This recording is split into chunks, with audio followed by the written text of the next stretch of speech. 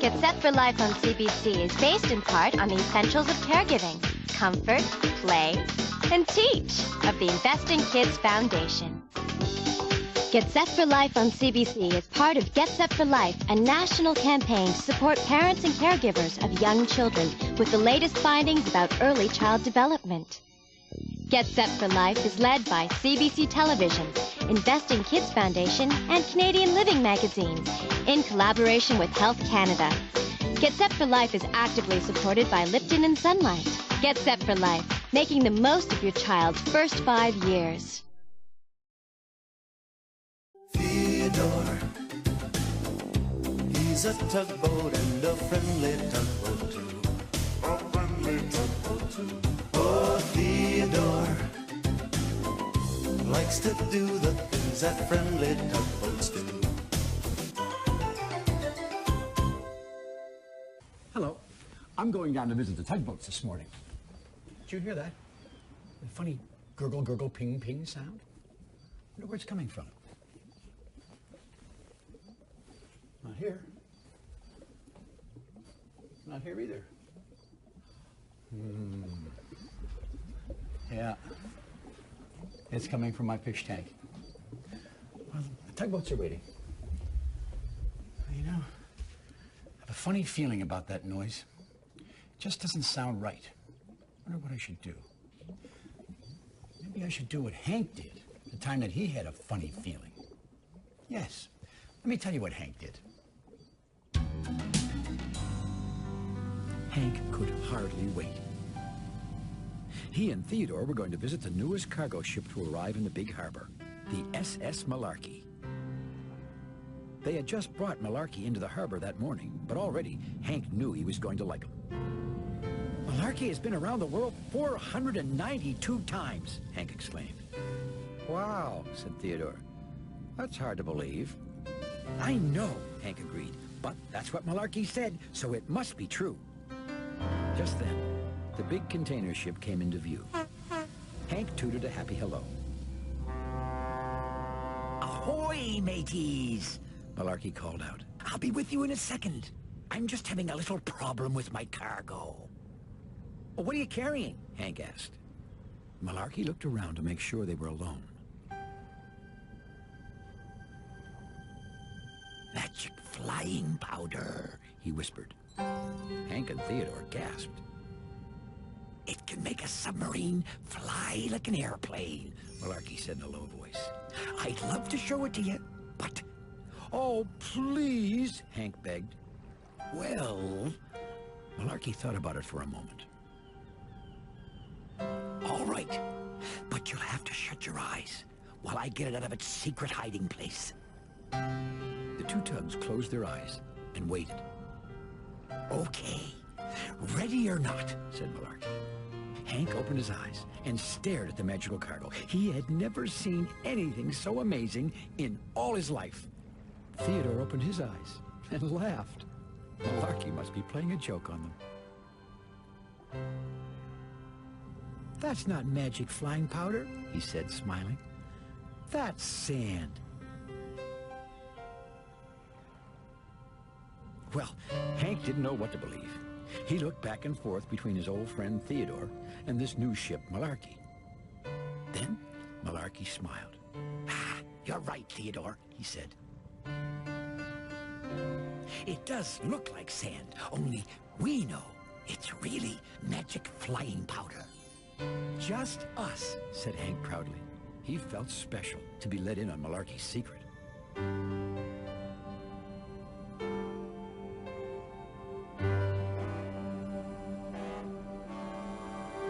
The next day, it seemed that Malarkey was all Hank could talk about. Did you hear about the time Malarkey was surrounded by giant jellyfish? Hank asked. They were headed to the Oceanic Institute with some supplies. He said they were bigger than ferry boats and growl like lions. What a story, said Theodore. Malarkey can really make up some good ones. Hank looked at Theodore in surprise. Malarkey doesn't make up stories, he said as they pulled into the dock. He's just telling us about his adventures. Theodore smiled again. He knew Malarkey's stories couldn't possibly be true. but Hank didn't.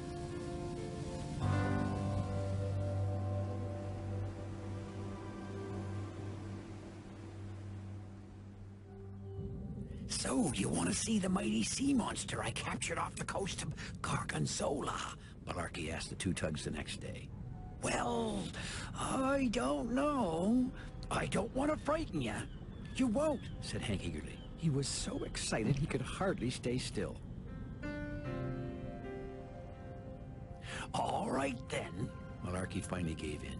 You make sure no one else is coming, and I'll get him out of his cage. Hank and Theodore turned and scanned the harbor for other boats. Can you believe Malarkey's going to show us a real sea monster? Hank asked. No, I can't, said Theodore honestly. Once they were sure no one was coming, Hank gave the all-clear signal, and Malarkey called them back.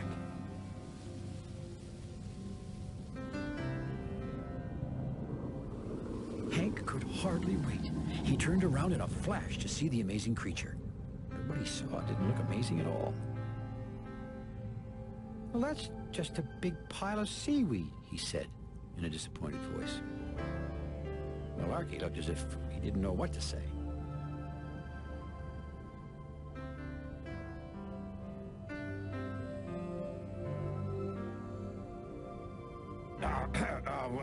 Well, he fumbled. He does look like seaweed, but well, that's because he's asleep. I wouldn't want you to see him when he's awake. He's much too dangerous when he's awake. Hank wasn't sure he believed Malarkey, but he didn't want to hurt his feelings by saying so. Sea monsters probably just look different in Gorgonzola, he told himself.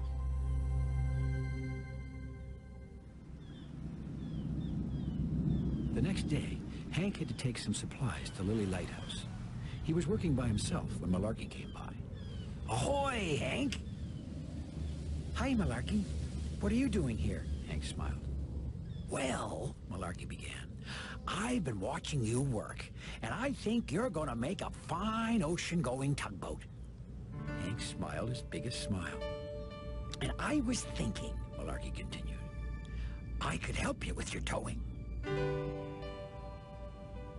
Tomorrow, after work, let's meet here behind Willie's Island.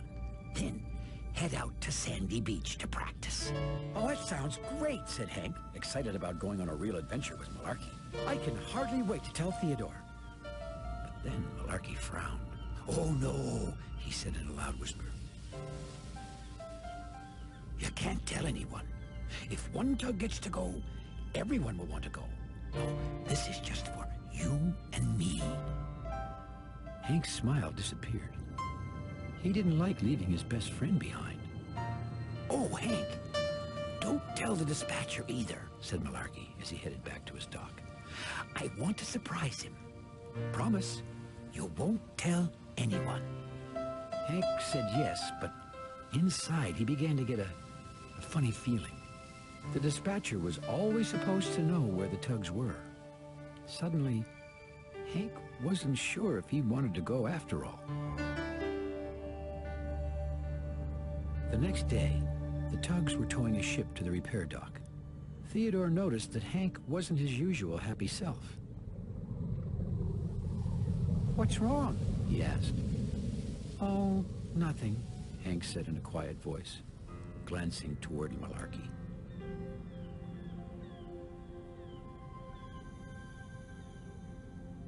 Theodore was worried.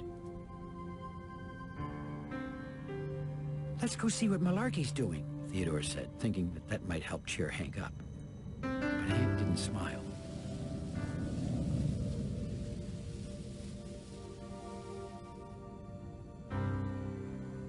He didn't seem to enjoy the story that Malarkey told them about his new flag. Yes, it's from Spaghettini, one of my favorite places, Malarkey said. Do you know that in Spaghettini, ships say hello like this? Ooh-la-dee-da. Theodore laughed at the funny word. Oh, we should try saying that to each other, Hank, he said. Ooh-la-la. How does it go again, Malarkey? Malarkey was caught by surprise. Oh, right. It's, ooh-diddy-wa-diddy. Hank looked at Theodore. He knew that wasn't what Malarkey had said before. Suddenly, his funny feeling was stronger than ever. He didn't know if he could believe anything that Malarkey said anymore. As the two tugs were leaving, Malarkey took Hank aside. "Don't forget our meeting," he whispered. Hank didn't know what to say. I'm not sure I can go," he blurted out. "Go where, Hank?" Theodore asked. "Oh, Hank, of course you can't go to Spaghettini," Malarkey laughed. "You've got work to do in the big harbor." Theodore smiled at Hank for believing Malarkey's silly story, and then he headed off. "Don't forget, Hank," Malarkey whispered when Theodore turned away. "This is our little secret."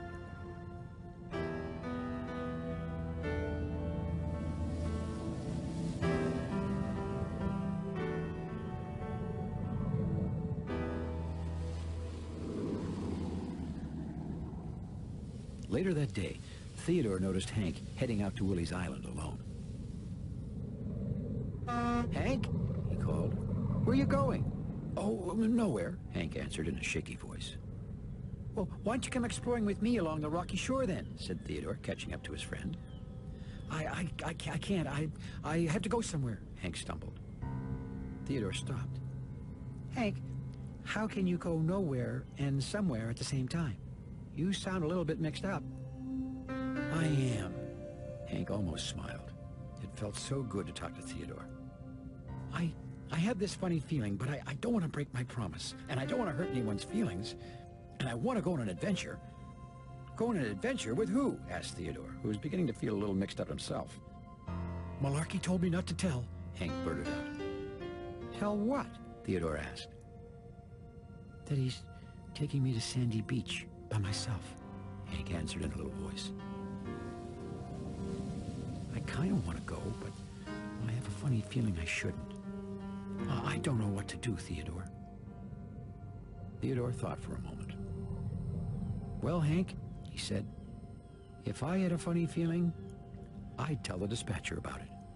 "You would?" Hank asked. "I would," said Theodore. "Well, maybe I should too," said Hank with a little smile. "Good idea, Hank," said Theodore. Then the two friends headed off to visit the dispatcher. Hank told the dispatcher all about Malarkey. "Hank, I'm really glad you told me," the dispatcher said. "No one should ever make you keep a secret like that. You were very smart not to go." Well, Hank was really glad he told the dispatcher, too.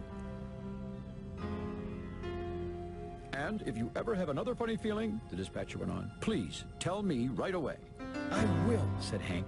"You know, I think I have another funny feeling right now." "What's that?" The dispatcher looked worried. "I have a funny feeling," said Hank, "that Theodore and I will have plenty of adventures on our own."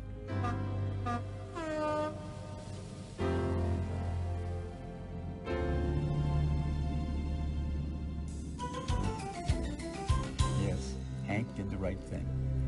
There's that sound again. I know just what to do. Hello? Pockwalk Pet Store? Yes, this is the harbor master. I've got a funny gurgle, gurgle, ping, ping sound coming from my fish tank. No, not gurgle, ping. It's more of a gurgle, gurgle, ping, ping. What's that you say? No, not ping, gurgle, gurgle, ping. No, it's gurgle, gurgle, ping, ping. Hold on. Yeah, I'm sure. I'm glad I made this call. Thanks for visiting us here in the Big Harbor. We'll see you all again next time. What's that? Oh. So you have a funny feeling about it, too. Uh-huh. Theodore, he's a tugboat and a friendly tugboat, too. A friendly tugboat, too. Oh, Theodore likes to do the things that friendly tugboats do. Stamp pile. Hello. I've got quite a pile of postcards to stamp here. Stamp, pile, Stamp, pile, stamp, pile. Oh, stop it. I can't take this anymore. Oh, I am quite tired of stamping and stamping and stamping. I wonder how things are in the big harbor. Oh, that's a little better. Oh, fresh air. Oh, well, the Ferry twins are having a good time. Hi, Phillip. Hi, Fillmore. Of course, just the other day, Phillip was pretty tired of what he was doing, too. Well, where's that Fillmore? It's always so hard to tell those twins apart. But actually, now that I think about it, they both wanted to do something different.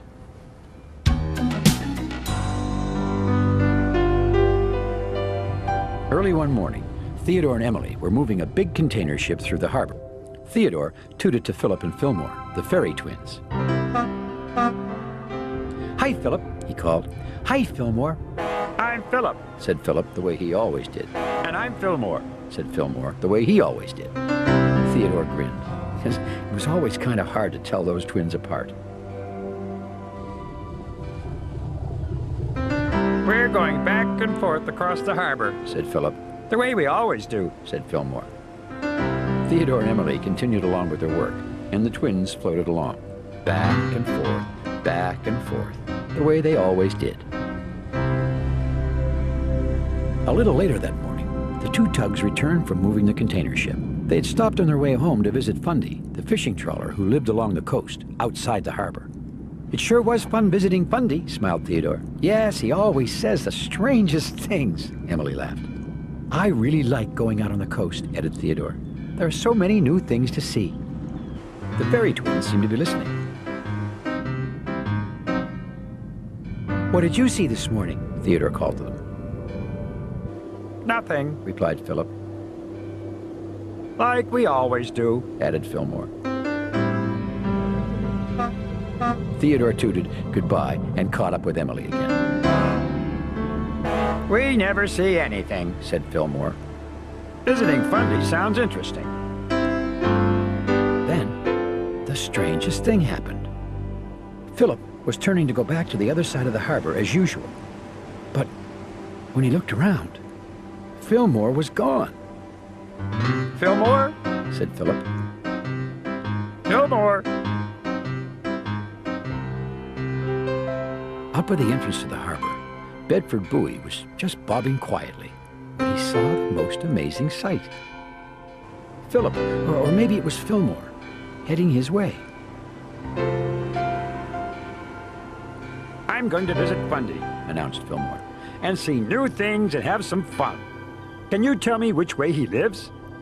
Well, at first, Bedford was too surprised to speak. He had never seen a ferry boat way out there before. He's just over there, Bedford said finally, turning in the direction of Fundy's Cove. Many thanks. Called Fillmore, floating along on his way. Oh boy, worried Bedford. A little later that afternoon, Theodore was heading off to work again. He tooted to the Ferry twins the way he always did. Hi, Phillip, he called. Hi, Fillmore, I'm Phillip. said Phillip the way he always did. Theodore waited for Fillmore to say he was Fillmore the way he always did. Then Theodore slowed down. It seemed like something was missing. Fillmore was missing. Or maybe it was Phillip. It was kind of hard to tell those two twins apart. At any rate, one ferry was definitely not there. Suddenly, there was a loud horn. Fodak was floating past on his regular harbor safety patrol. Fillmore, he shouted. What happened to Phillip? I'm Phillip. Said Phillip the way he always did. And then he looked around as if he was waiting for Fillmore to float up and say, and I'm Fillmore, the way he always did. But Fillmore didn't float up. I'm Theodore, said Theodore, just so Phillip wouldn't feel lonely. Maybe I should go and find Fillmore. Said Phillip. You see, Phillip wanted to see new things and have some fun too. One runaway ferry is enough, Replied Fodak. I'll find him. Don't go anywhere. Can I go to the other side? Asked Phillip, disappointed. So long as you stay on your ferry crossing, answered Fodak, already racing off to find Fillmore, blaring his emergency whistle all the way. Stay on my crossing. Back and forth, said Phillip in a very quiet voice. That's what I was afraid of. Theodore thought Phillip looked kind of upset. I'll keep you company, he said.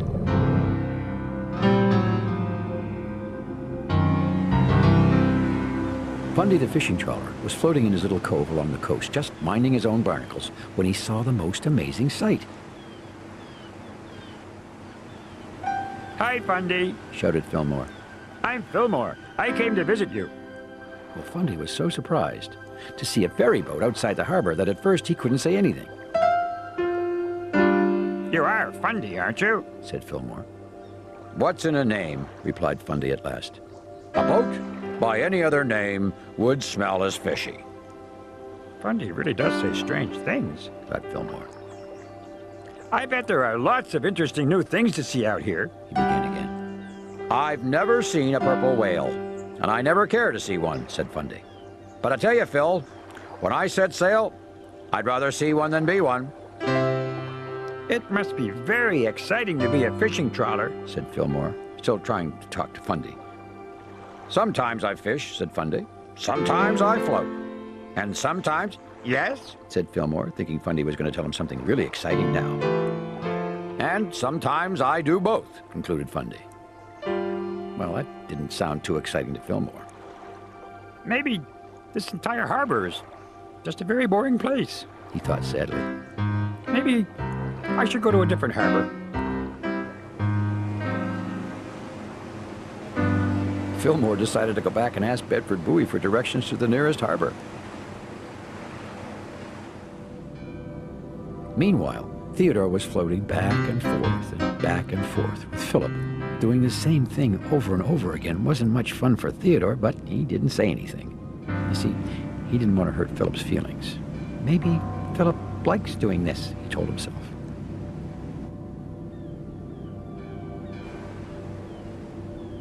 But then, the strangest thing happened. Theodore was turning to go back to the other side of the harbor, the way he always did. But when he looked around, Phillip was gone. Phillip, said Theodore. Theodore looked the other way. Phillip was floating away. Theodore quickly caught up. Phillip, he shouted, where are you going? It's not fair, explained Phillip. Fillmore got to go away, and I still have to go back and forth all day, seeing the same old things.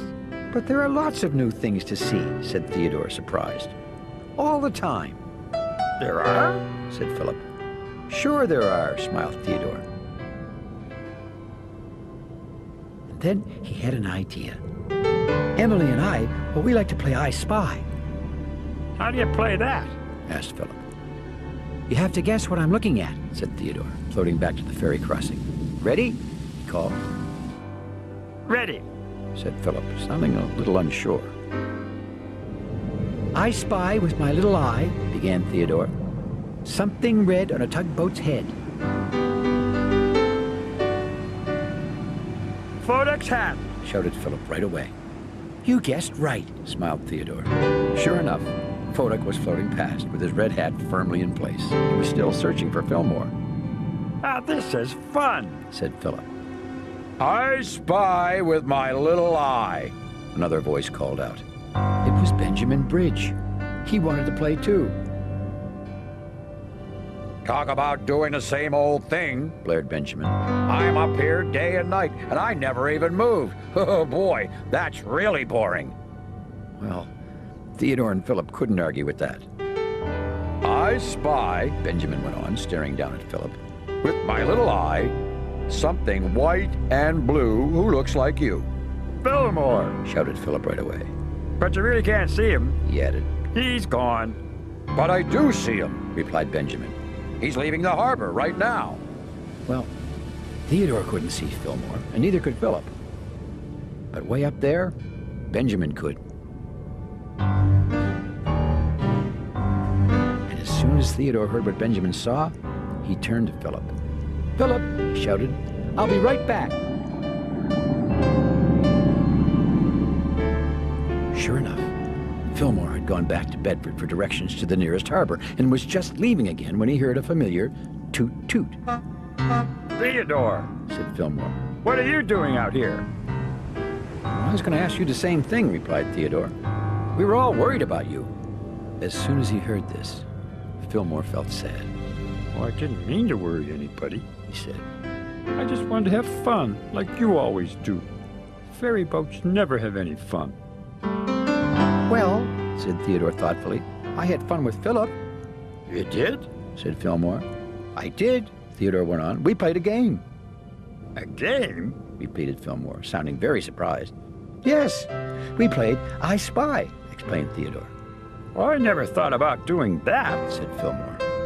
I bet there's someone who'd really like to do it with you, smiled Theodore. Well, Phillip was crossing back and forth across the harbor, the way he always did.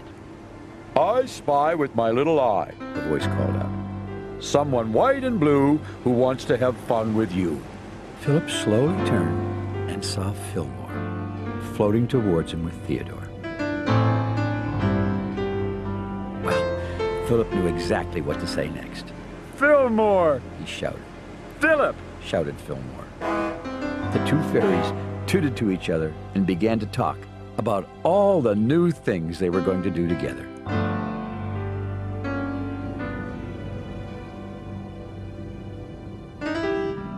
The next morning, Theodore and Emily were floating off to work. Theodore tooted to the fairy twins. Hi, Phillip, he called. Hi, Fillmore, I'm Phillip. said Phillip, the way he always did. And I'm Fillmore. Said Fillmore, the way he always did. Have you noticed something different today? Added Phillip. Well, Theodore and Emily looked, but everything seemed to be exactly the same way it always was, Phillip's floating on this side now. explained Fillmore. And Fillmore's floating on that side. Said Phillip. It's fun. They both shouted together. Theodore smiled and headed off to work with Emily. He was glad the fairy twins had found something fun to do. But then he looked kind of puzzled. Well, what's the matter, Theodore? Asked Emily. Did Phillip say Fillmore was on that side? Said Theodore. Or this side? The two Tugs laughed. It was always kind of hard to tell those two twins apart.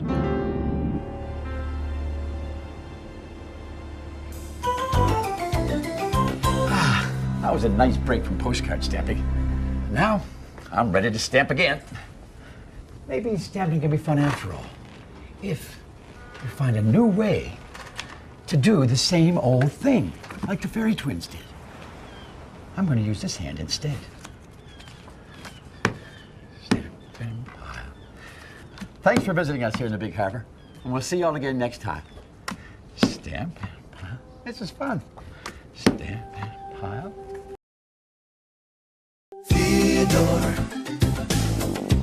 he's a tugboat and a friendly tugboat too. A friendly tugboat too. Oh, Theodore likes to do the things that friendly tugboats do. Hello. What a beautiful day it is outside. The kind of day that just puts me in a great mood. I think I'll go call Rodney and see what he's up to.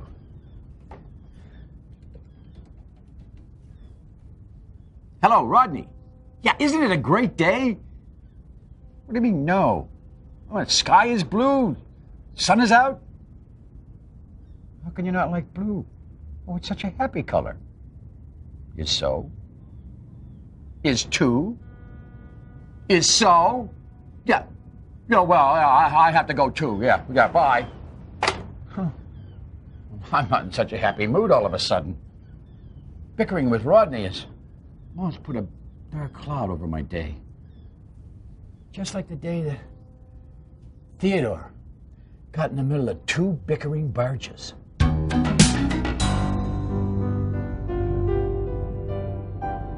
Of all the jobs in the Big Harbour, Theodore's favorite was towing barges. That's why today he was in such a good mood.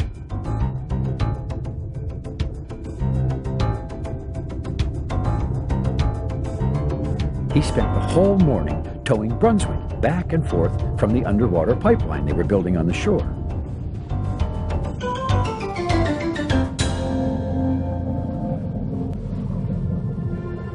"That was fun," Theodore said when their job was done. "I hope to get to tow you again soon." "Me too," said Brunswick. "Well, what about me?" asked Bayswater, who lived next to Brunswick. "Will you tow me sometime too?" "Sure," said Theodore. Then he tooted goodbye and headed back to the Great Ocean dock.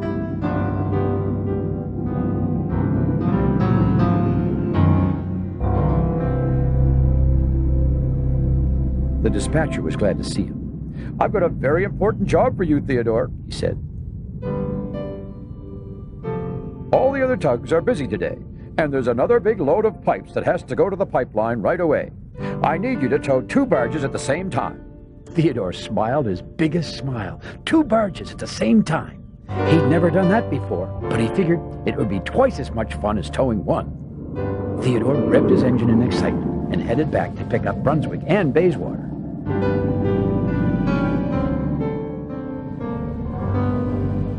Well, it was quite a job getting those 2 barges buttoned on together. But nobody seemed to mind. They were all so excited about their important new job and about being together. It wasn't long after Theodore pulled away from the dock, though, that things began to change. "Bayswater, you're pulling on the rope," said Brunswick. "No, I'm not," Bayswater replied.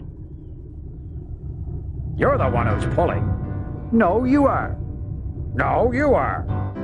The 2 barges began to jostle back and forth. At first, Theodore couldn't understand why his friends were bickering. Then he realized what all the fighting was about. "I'm not used to towing 2 barges together," he said. "Maybe your ropes need to be hauled in a bit." Theodore tightened the ropes. The barges were happy for a while. "How come Brunswick has more pipes than I do?" Bayswater asked a few moments later. Theodore looked at the pile of pipes on the 2 barges. "I don't think he has more than you," he said. "See?" Brunswick jumped in. "You're always complaining." "Am not," said Bayswater. "Are too," said Brunswick. "Am not." "Are too." Theodore looked back and forth between his friends. They were bickering again, and it was beginning to hurt his stack.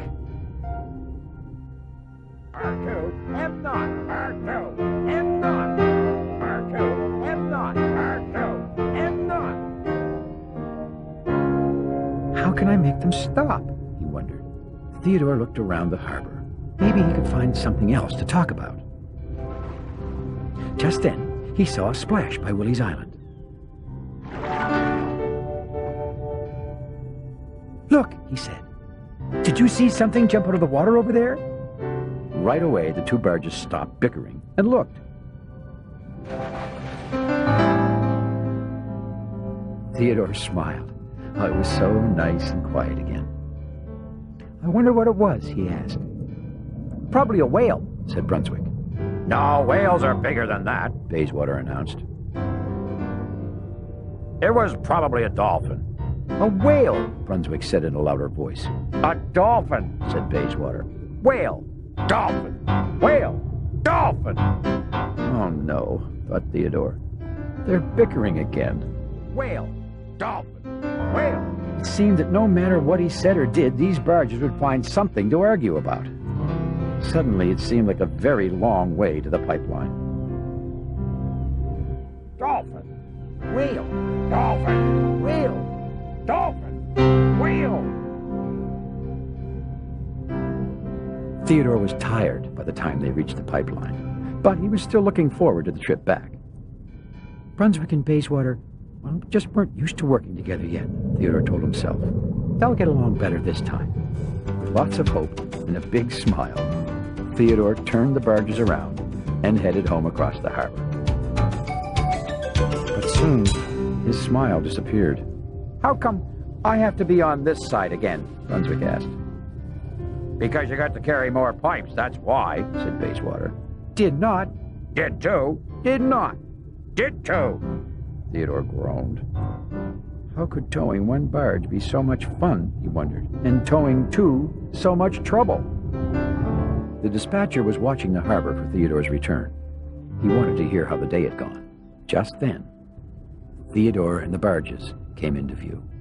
R2, M0, R2, M0. Well, it didn't sound very good to the dispatcher. Did 2, did not, did 2, did not, did 2. Theodore docked the barges and sailed back to the great ocean dock. He looked kind of glum.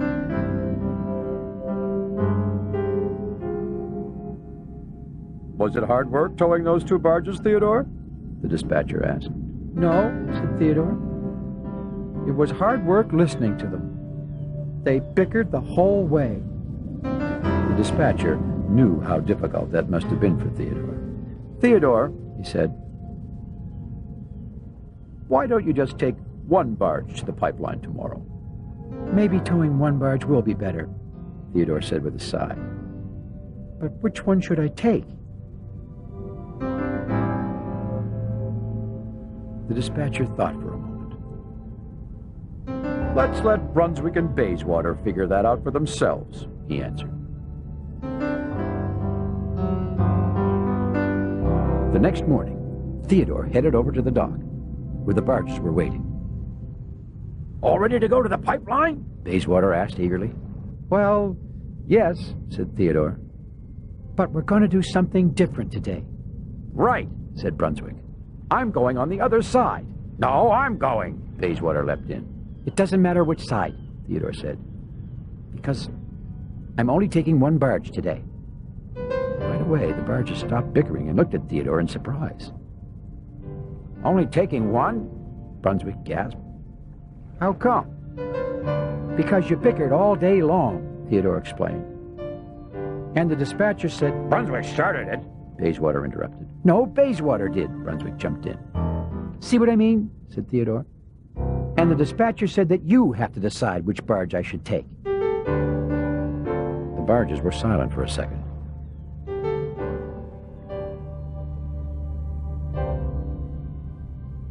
It's my turn to go. Is not. Is 2. Well, all this fighting was too much for Theodore. Is not. Is 2. The barges were so busy bickering, they didn't notice him sail away. Is not. Is 2. Is not. He needed some peace and quiet to figure out what to do.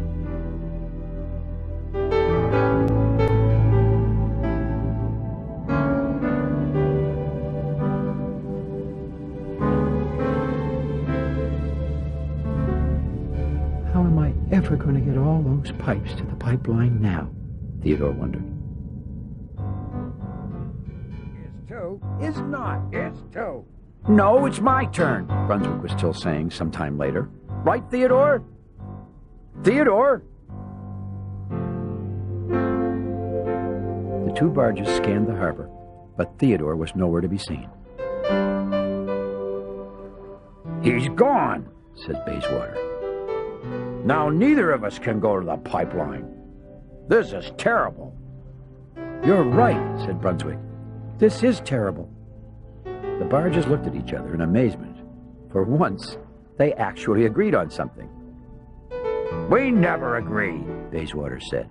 That must be a mistake. Must be, Brunswick agreed again. Now they couldn't stop agreeing. Oh, well, said Bayswater. I'm sure we'll find something to bicker about once Theodore comes back. I'm sure, too, Brunswick answered. But isn't that why Theodore left in the first place?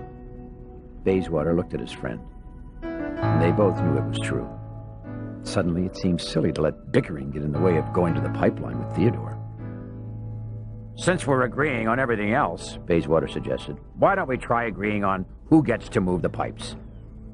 Yes, said Brunswick. Why don't we? Theodore still hadn't figured out what to do, but he couldn't wait any longer. I've got to get all those pipes to the pipeline today, he thought. I need one of the barges to help me right away.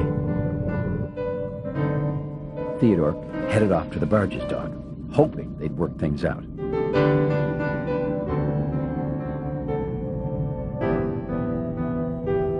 but Brunswick didn't look very happy to see him.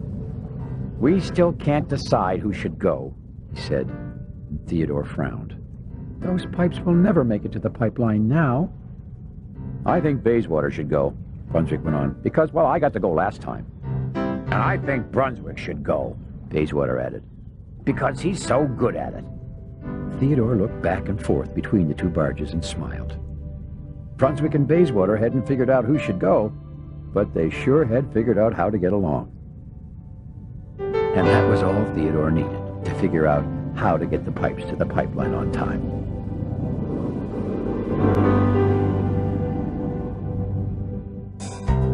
It wasn't long before Theodore had both barges buttoned on and on their way to the pipeline. "I think this will work out quite nicely, don't you?" he said happily to the barges. "Well, yes, thanks to Brunswick," said Bayswater. "He's been so easy to get along with." "No, thanks to you," Brunswick answered. "Oh, you're too kind, Brunswick." "No, you are, Bayswater." "No, you are." Theodore looked back and forth between his friends and laughed. This was working out quite nicely. Maybe even a little too nicely. "No, you are nicer, Bayswater." "No, you are, Brunswick." And you could hear those two barges all the way down the harbor. Yes, I know how Theodore felt. Just like I felt when I was bickering with my friend Rodney just a little while ago. You know, I'm going to call Rodney up and tell him. Who could that be? Hello? Oh, hi, Rodney. You're sorry? Well, isn't that funny? Well, I was just going to call and tell you that I was sorry, too. Yes, bickering is silly. Yes, it is a nice day, a very nice day. Bye-bye, Rodney. Oh, it's so much nicer to agree. Thanks for visiting us here in the Big Harbor. We'll see you all again next time. What a beautiful day. Or not. Theodore, he's a tugboat and a friendly tugboat too. A friendly tugboat too. Oh, Theodore likes to do the things that friendly tugboats do. Pushing and a pulling in the great big harbor, in the great big world is so much fun. So many brand new things to discover. Waking with the sun, gotta get the job done. Oh, Theodore and Emily, oh, Doug, Hank and George and the harbor master too.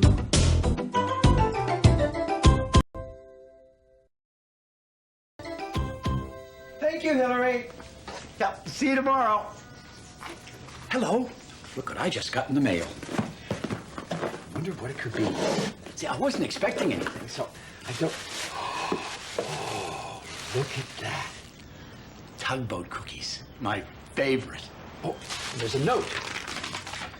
Dear son. Oh, I know these are your favorite. Enjoy them. Love, Mom. Oh, isn't that sweet of her? Just in time for my snack. I think I'll have a few of these cookies right now. Yes. Plate there. 1, 2, 3. Don't they look yummy? Huh? Isn't it nice when someone thinks of you? You know, that's something that Bedford Buoy would say. You know Bedford. Bedford Buoy. Yeah, lives right out there. Bedford Buoy was waiting patiently while Hank brought Barrington Barge over for a visit. Hank tooted hello to the little buoy, who lived out at the entrance of the harbor. "Hi, Hank, what are you doing?" "We're taking these pipes to the oil refinery," he announced, showing off Barrington's cargo. Bedford dinged his bell with appreciation. "Nice," he said. A moment later, Constance, the Coast Guard ship, appeared.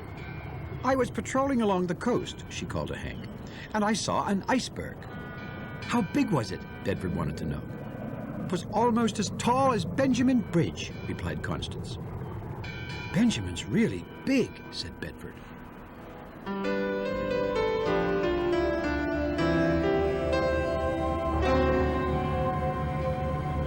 Ahoy there, Bedford! A familiar voice called out. It was Bedek, the buoy boat. I'm delivering a load of bell buoys to the harbor. Said Bedek. "They look shipshape," said Bedford as he turned to inspect the new buoys. New bells on all of them. Called Bedek as he continued along into the harbor.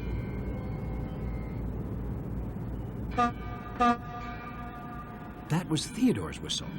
Now he was coming for a visit. You see, since Bedford always stayed in one spot and couldn't see the harbor for himself, everyone liked to make a special visit and bring the harbor to Bedford. Bedford bobbed up and down and dinged his little bell. A visit from Theodore was the most special of all. "Bedford," called Theodore. "I just took Clara, the cargo ship, out to the ocean. Can you guess what she was loaded with?" "No," replied Bedford. "Bicycles," shouted Theodore. "Bicycles," repeated Bedford, as if he had never heard such a wonderful word. Just then, George roared up. All the tugs are having a race around the harbor, He announced. Well, Theodore loved racing, but he hadn't told all his stories to Bedford. "I'll meet you later," he called to George. "Now let's see, what else did I do today?" Theodore began. I took Iceberg, the garbage barge, to the dump. Oh, and I put oil in my tank, took Clara and her bicycles out. Theodore could hear the tugs already beginning the race. He really wanted to join them, so he speeded up too. "Then I visited you. I'm still visiting you, and, what was I saying?" frowned Theodore. Tugs sure sounded like they were having fun. Oh, yes, he continued. I put bicycles in my tank, oiled Iceberg, took Clara to the dump, and... "Theodore," Bedford interrupted. "I think I'm tired now." "Tired?" repeated Theodore. "But Bedford, you haven't done anything today." "I know," said Bedford in a very quiet voice. "Well, if you're sure," Theodore said, I'll see you tomorrow, and I'll tell you all about the race."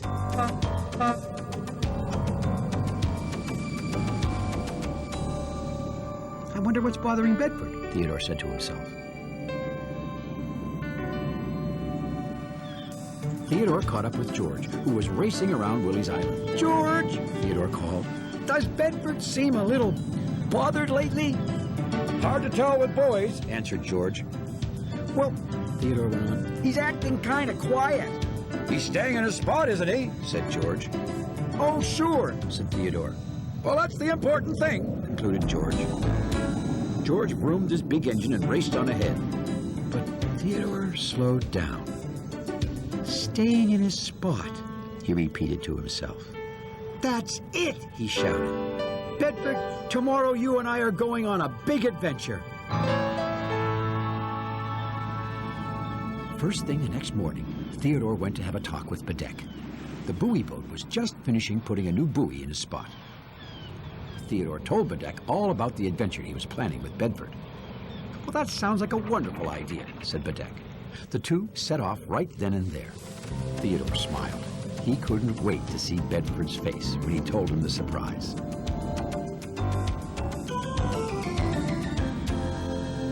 "Bedford," Theodore called as he cruised towards the bell buoy. "Guess what we're going to do today?" "What?" said Bedford. "Well, usually I only tell you about things in the big harbor," Theodore explained. "But today, I'm taking you to see the big harbor." "That sounds great," shouted Bedford. Bedek began to lower another buoy into the water to watch Bedford's spot. And Theodore moved closer to haul Bedford out of the water. "Hang on to your bell, Bedford," he grinned. "The fun is just beginning." With Bedford riding up snugly beside him, Theodore began the harbor tour. "There's Benjamin," he called to the buoy. "He looks much bigger from here," said Bedford.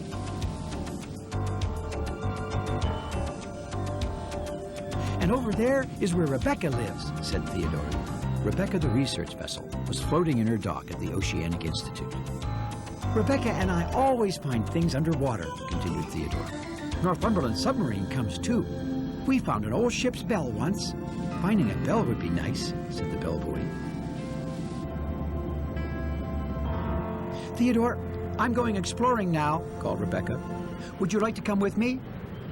"I would," said Theodore, sounding a little disappointed. "But right now, I'm busy with Bedford." "Theodore's taking me to see the harbor," Bedford proudly explained. "Maybe next time, Theodore," said Rebecca. Theodore said goodbye to Rebecca and continued on the tour. Just then, they saw Sigrid, the supply ship. "Hi, Theodore," called Sigrid. "I'm taking Owen, the oil rig, his supplies out on the ocean. Can you come with me?" "Oh, that'd be fun," smiled Theodore. Then he remembered Bedford. "Except, right now I'm having fun with Bedford."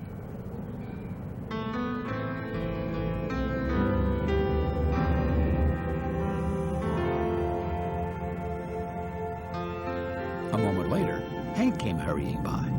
"Theodore, don't forget that you're going to show me where you found that driftwood the waves washed up last night." "Yes, Hank. As soon as I finish showing Bedford around," said Theodore. Hank tooted and continued on his way. "Theodore," said Bedford, "you sure have a lot of friends."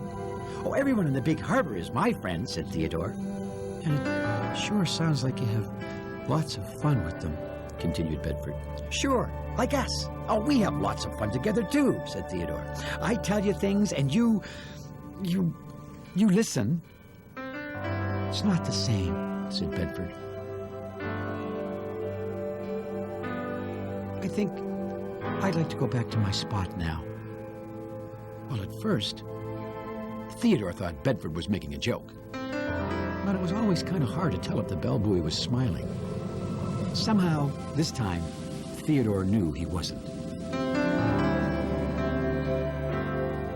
A little later that day, Bedford was back in his spot. Bedeck was leaving the harbor for home again when he heard the little bellbuoy calling him. "Bedeck!" called Bedford. Yes, Bedford? Bedeck headed over, thinking Bedford wanted to say goodbye to him.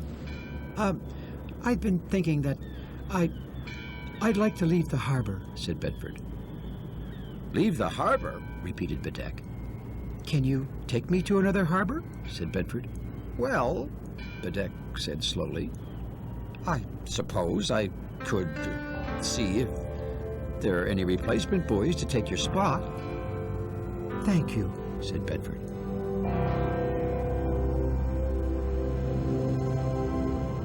Bedeck didn't go see about a replacement buoy. Not then. He went to see Theodore.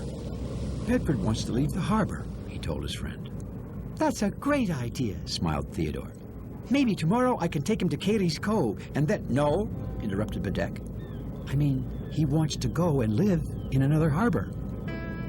"But why?" said Theodore, who was very surprised. "I don't know," replied Bedeck. "But I thought I should tell you." Theodore was so surprised and upset that it felt like something had broken deep inside his engine. "I better go talk to him," he said at last.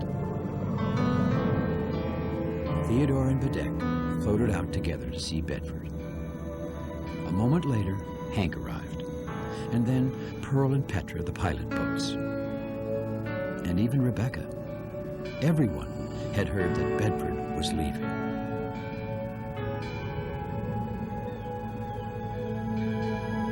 "Hi, Bedford." "Hi, Theodore." "Bedeck said that you want to go and live in another harbor?" said Theodore. "Yes, Theodore," said Bedford quietly. "I do." "Are you sure there's nothing I can say to make you change your mind?" said Theodore. "I think I have to go," replied Bedford. "Goodbye, Theodore." "Goodbye, Bedford," said Theodore. "Ready for hauling up?" Bedford called to Bedeck.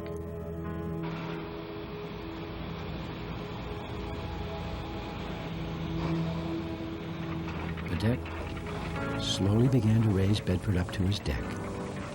Theodore couldn't watch his friend leave. "We better go," said Rebecca gently. Bedford dinged his little bell one last time. "Stop!" Theodore suddenly shouted. "Bedford, you can't leave."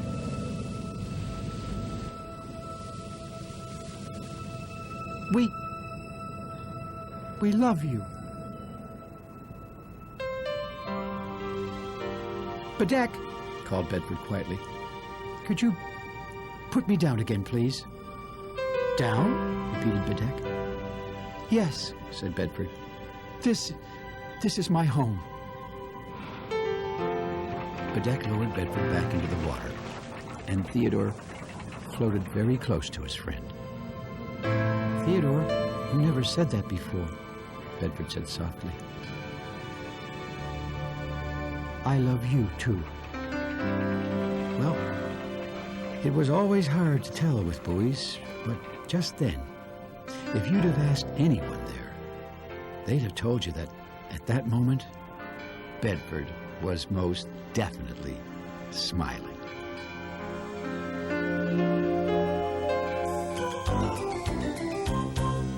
Bedford certainly is special to all of us here in the Big Harbor. Thanks for visiting us. We'll see you all again next time. Now, there's someone else who's really special to me. Hello, Mom? I got the cookies you sent. Yeah, they look yummy. You're the best mom in the whole wide world. I love you. Thank you, Mom. Bye. Oh, I can feel her smile all the way over the phone. And now, it's time for my snack. Delicious. Hello. When you have fish, you have to make sure that their home is always kept nice and clean. I'm going to clean the glass on the inside of the tank today, so I'll turn off the light, and I'll put the top over here out of the way. And, you know, just a little gentle scraping does the trick. Like that. Oh, maybe I should move this rock out of the way over here. Yeah. I'll put it over here. Uh-oh. These fish look upset. Well, I guess I'd be upset, too, if someone was moving my things around. Don't worry, I'll put everything back just the way it was. You know what? I don't think they believe me. They're acting just like Emily did when she drifted off.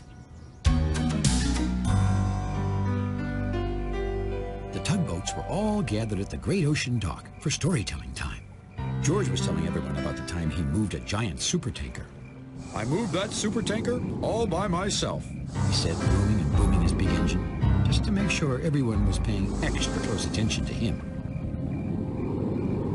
I believe it is time to go to sleep, said Foduck.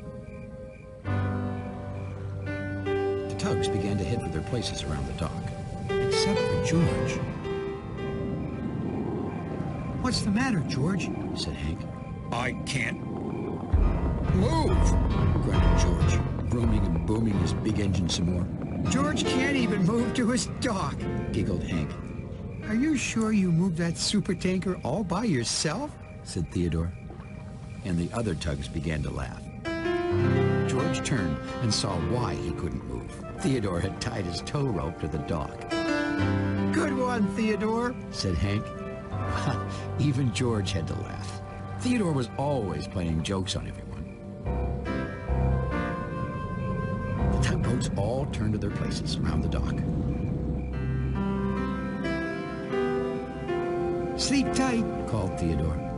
Don't let the dock bugs bite.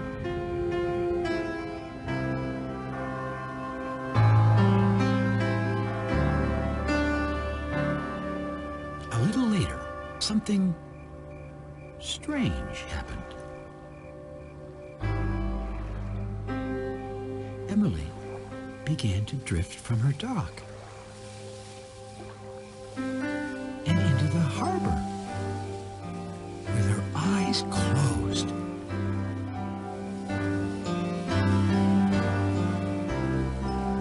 She floated along straight into the fuel dock. Fill her up, she mumbled, still half asleep. Her eyes opened a little more. What's an oil pump doing in my dock? She said to herself. And then Emily realized she wasn't in her dock. It was all the way across the harbor.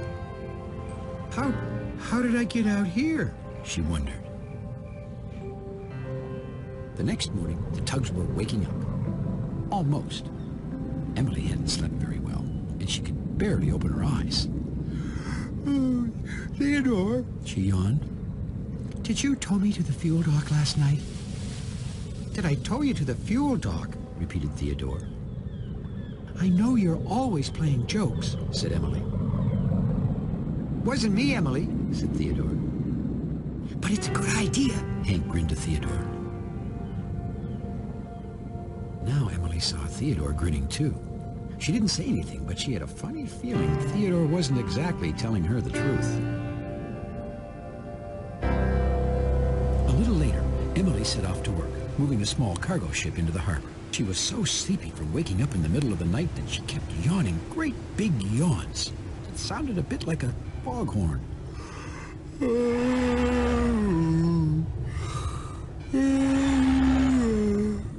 Theodore was taking a load of supplies out to Cayley's Cove when he saw Emily. Emily, he called, you look tired.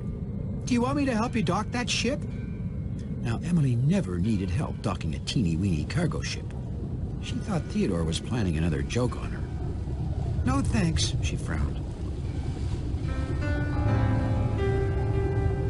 All that squinting and yawning had made Emily even more tired.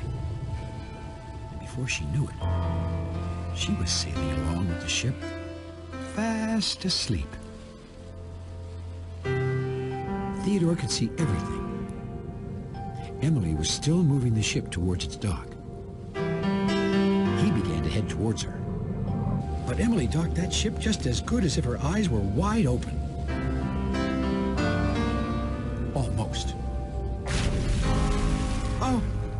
The little bump woke Emily up. Who put that dock there? She frowned. I can't trust anyone around here. Well, Theodore could see that it was only a matter of time before Emily got into real trouble. He decided he would keep his eye on her, just in case.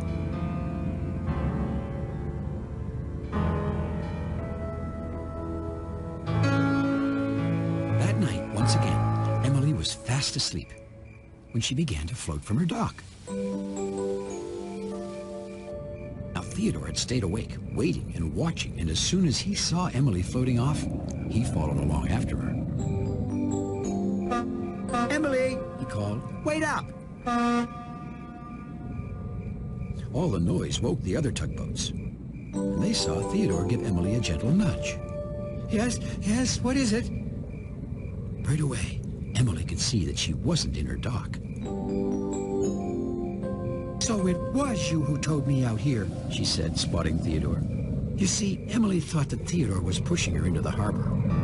Emily, you went out here all by yourself, said Theodore. I don't believe you, Theodore, said Emily. I can't trust you anymore. But I'm telling the truth, called Theodore. Tell her, everyone. But to the Tugs, it did look like Theodore had been pushing Emily. No one said a peep.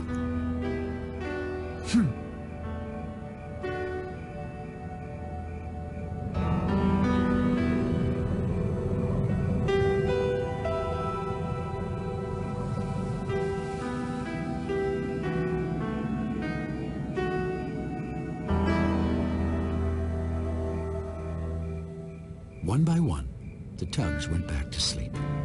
Except for Emily. She was sure Theodore was going to tow her into the harbor again. So she decided to do something about it. Emily glanced around. Theodore was asleep. I'm going to find a place where nobody can bother me, she said to herself. And I'll sleep all night and all day. Maybe 2 days, she yawned.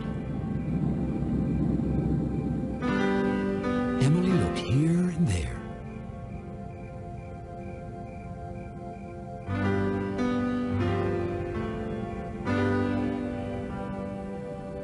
And finally, she found what she was looking for. A small cove in an out-of-the-way spot near the edge of the harbor. Perfect, she said. And before she could even shut off her engine, she was fast asleep.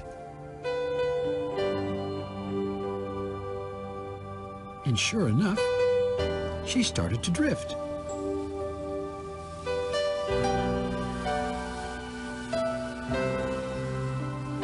Emily drifted right out into the ocean.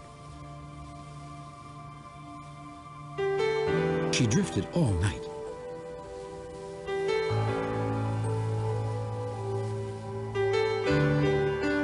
Far and wide. Here and there. In the most unusual places.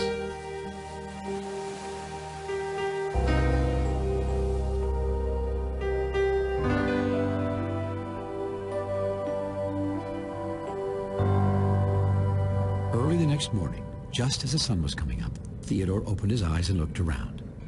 "Emily," he said. She was gone again.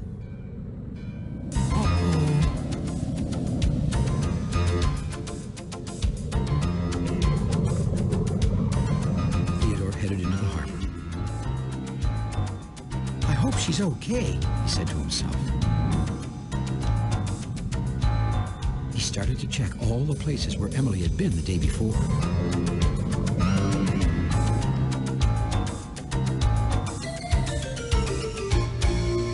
Meanwhile, Emily was drifting back into the harbor, still fast asleep, and straight towards Bedford Buoy. Bedford began dinging his bell. "Stay away! Stay away!" Theodore heard the sound and saw the sight. Emily was going to bump Bedford. Theodore blew his loudest warning whistle. "Emily! Emily, wake up!"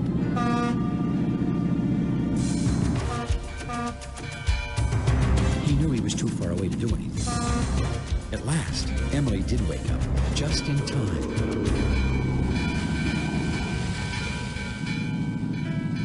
"Theodore?" Emily gasped. "What happened? What are you doing out here?" "I was looking for you," replied Theodore. "You were floating in your sleep again." Well, when Emily heard this, she felt really silly. "So, you were telling me the truth all along," she said quietly. "Of course I was," smiled Theodore. "I'm your friend." "I'm sorry I didn't trust you, Theodore," said Emily. "It's a good thing you were here. Something terrible might have happened." What could be worse than this? said Bedford woozily. "But what am I going to do?" Emily said sadly. "I can't drift around in my sleep every night." Theodore looked over at Bedford dinging his bell. And he had an idea, a wonderful idea.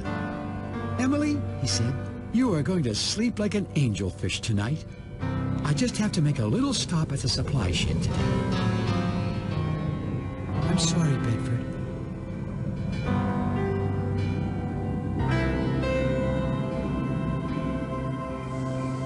At the Great Ocean Dock that night, George told another one of his big stories. Once, He boomed and boomed, I battled a giant squid with eyes as big as bumpers. and soon it was time for the Tugs to go to sleep. And that night, Emily knew she would have a wonderful sleep. You see, Theodore had borrowed a buoy bell from the supply shed and tied it onto Emily's side. "So if you do start to drift in your sleep," he told her, "I'll hear you right away." "Sleep tight," called Emily. "Don't let the dock bugs bite." The other Tugs moved to their places around the dock, too.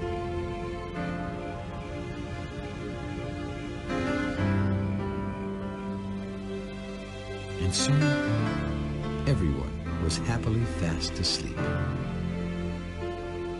And Emily had the best sleep of all. Well, did that story make you feel better? Don't worry, I'll put your home back just the way it was. You can count on it. I just have to finish cleaning the glass on the inside. That's all. Just a little more scraping here. Thanks for visiting us here in the Big Harbor. And we'll see you all again next time. There. Now, I'll just get the rock and put it back for them. Right in there. There you go. There now. Home sweet home again. Now, how about a little snack? Huh? Yeah, there you go. Just remember to chew your food. Theodore, he's a tugboat and a friendly tugboat too. A friendly tugboat too. For Theodore and Emily, for Doug, Hank and George and the harbor master too.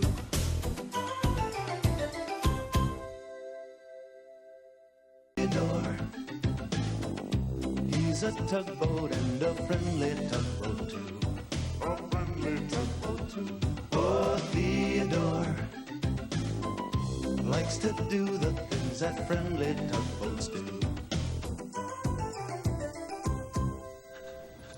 Hello, I'm going jogging. See, I've decided to run around the harbor every day for exercise. But it's very important to loosen up the muscles before you run or jump or play games or anything. So, oh, it's a little tight there. That's okay, I'll just take it slow. Today is my first time. Now, have I got everything? Oh, my running shoes. Oh, I have them right here. I have both of them right here. Oh, you look at that? I was in a big hurry this morning, and I brought 2 different shoes. Now what am I going to do? Am I going to jog in these? One's red, and one's blue, and one's old, and one's new. Now what am I going to do? I bet I know what Guysborough and Digby would say.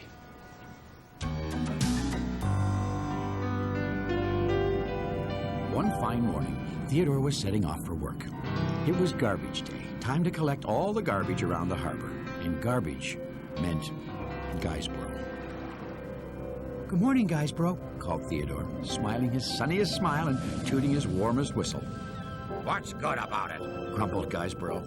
I'm still a garbage barge, and you're still a tugboat. Now, Guysborough is the world's grumpiest garbage barge. But Theodore always tried to find a way to enjoy his time with him. The sun is shining, said Theodore, and the waves are warm.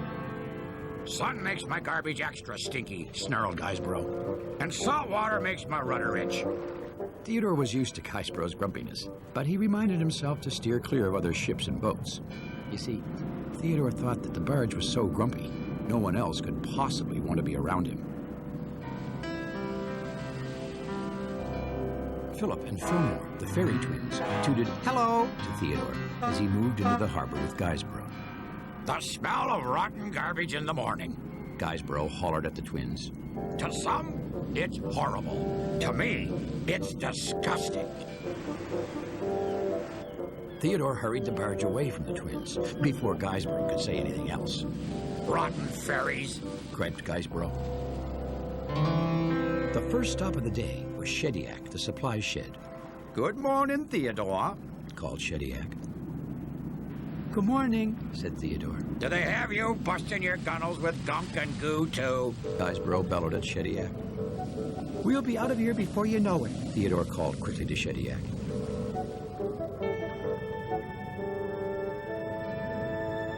As soon as the garbage was loaded onto Guysborough, Theodore took off.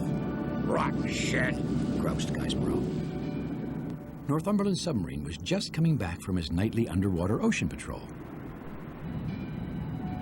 Morning, Theodore, he called. Do you have a load of yucky, stinky garbage? Guysborough shouted at the sub.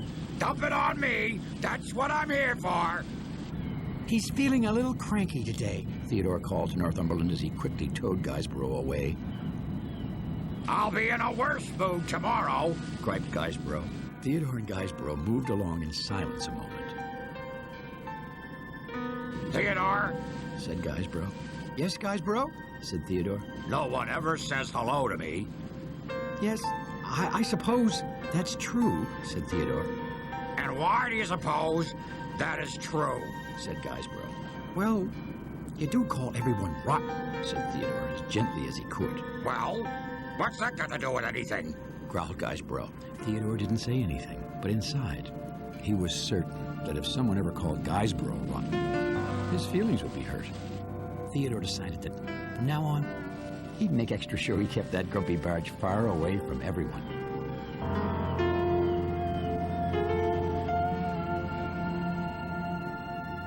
Later that day, the dispatcher sent Theodore to help Digby.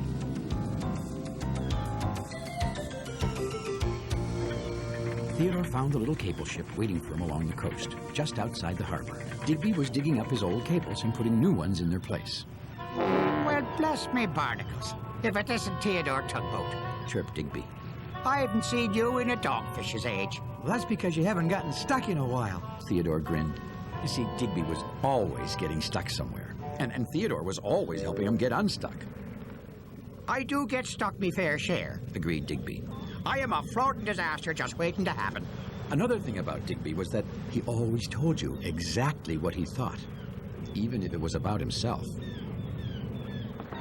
Theodore used his towing cable to move Digby's old cables out of the way, while Digby laid his new ones in their place. Say, Theodore. Called Digby. Yes, said Theodore. I have always wondered, where do all the old cables end up? End up? Repeated Theodore. Yes, Continued Digby. I have always felt very close to my cables. They may be kind of rough and ragged on the outside, but they are still beautiful inside to me. Well, said Theodore, I guess they go to the junk dock. And how did they get there? Said Digby. Well, I suppose Burrow takes them, Theodore answered slowly. Burrow, Repeated Digby. a lovely lyrical name, like a song. Have I ever met this Burrow? No, Theodore smiled. You'd remember him, I think I would like to meet him. said Digby. No, you wouldn't, said Theodore quickly. I mean, you can't. That is, he can't. He's kind of busy, forever, Well, I'll see if he has a spare moment, said Digby. as soon as I finish with these here cables tomorrow. You know, Theodore, I have a feeling this could be the start of a beautiful relationship.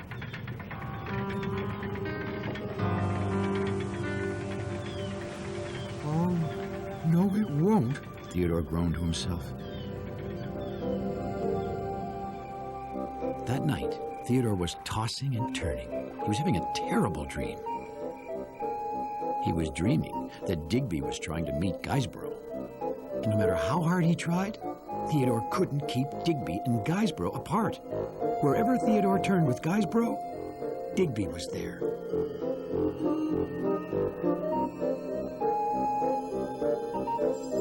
There he was again. And Digby was about to tell Burrow exactly how he felt about it. Rotten! He cried. Theodore woke up wide-eyed and shaking. What's rotten, Theodore? Yawned Hank. If Burrow ever met Digby, Theodore mumbled to himself, that would be worse than rotten. The following morning, even before the sun had come up, Theodore motored over to the junk dock and grabbed Burrow. Where are we going? Said Burrow. To get garbage, called Theodore. But it's not garbage day. Burrow protested. It's a spring cleaning, shouted Theodore. I hate being clean. Groaned Burrow. I'd rather float around and let the flies bother me. At least they like me. Well, meanwhile, in another part of the harbor, Digby was setting off to meet Burrow. The first place he looked was the junk dock. Have you seen Burrow? He asked the junk dock, whose name was Jasper. Nope, said Jasper. He does live here, does he not? Digby continued. Nope, said Jasper. Of course, nope is all Jasper ever says, Well, this is the junk dock, is it not? said Digby. Nope, said Jasper. Are you telling me you are not a dock, Frowned Digby, beginning to lose his patience. and that you are not completely covered in junk? Nope, said Jasper. What a disagreeable dock. Muttered Digby, steaming off. I can only imagine what the garbage barge is like.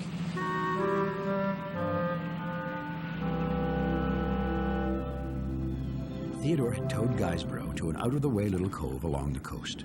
Theodore, Griped Burrow. there's no garbage out here. We better check, puffed Theodore. Inside. Theodore began to push Burrow into the cove. This is a tight squeeze. He grunted. Theodore backed up to give Burrow a good shove. Burrow popped into the cove, and Theodore was popped in right after him. And they were both stuck, Rotten idea. said Burrow. At least Digby will never find us here, Theodore said to himself. Back in the big harbor, Digby was getting into a pretty rotten mood himself. No one seemed to know a thing about Guysborough, except that he was grumpy. This is a complete waste of valuable time, shouted Digby. Digby decided to visit his new cables up along the coast instead, and off he went, rumbling his engine grumpily. Do you hear that? Said Guysborough. I don't hear anything, said Theodore. Sounds like an engine, glared Guysborough.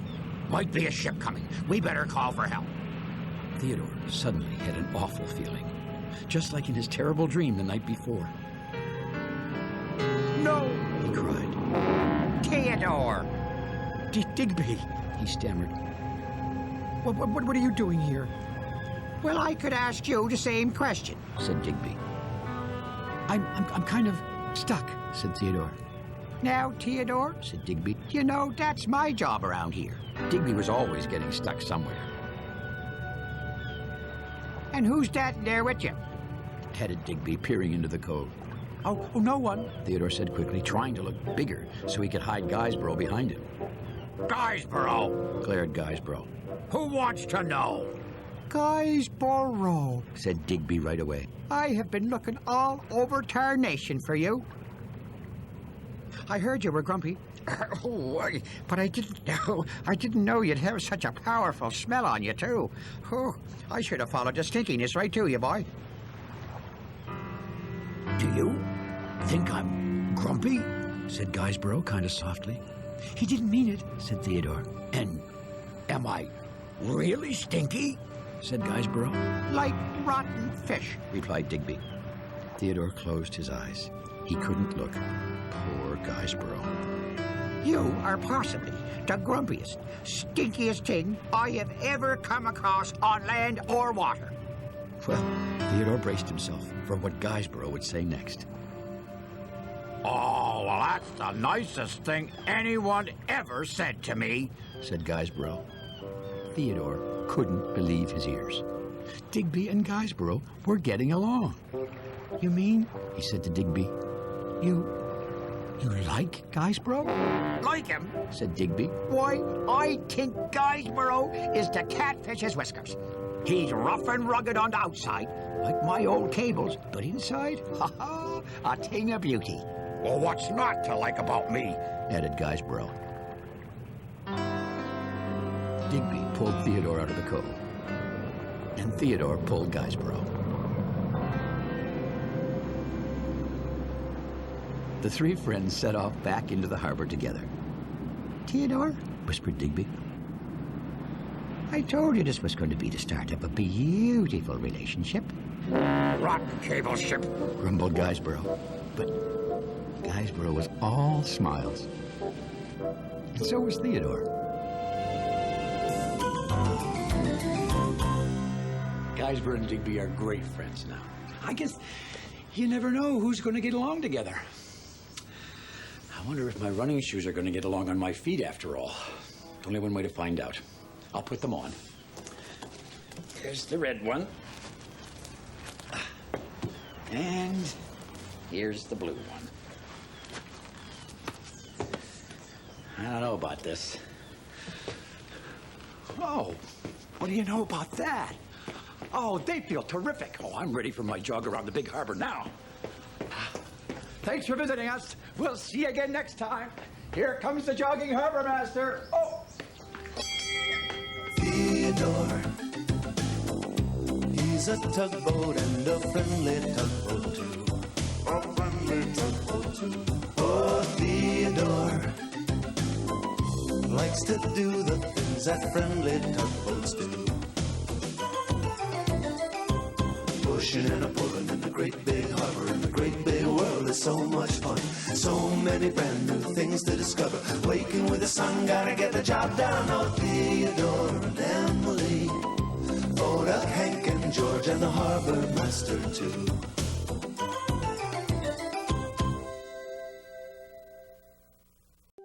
Theodore, he's a tugboat and a friendly tugboat too. Oh, Theodore likes likes to do the things that friendly tugboats do. Pushing and a pulling in the great big harbor, in the great big world is so much fun. So many brand new things to discover. Waking with the sun, gotta get the job done. Oh, Theodore and Emily, Oda, Hank and George, and the harbor master too.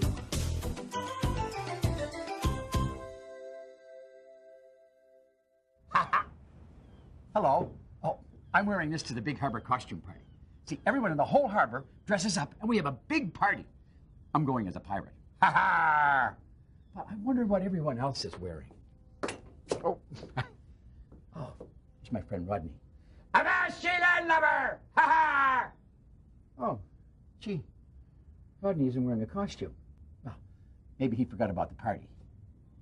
Maybe Rodney doesn't have a costume. Well, Rodney looks upset. Or maybe... Did I ever tell you about the time that Chester, the container ship, came to visit the big harbor? Well, that was quite a story. The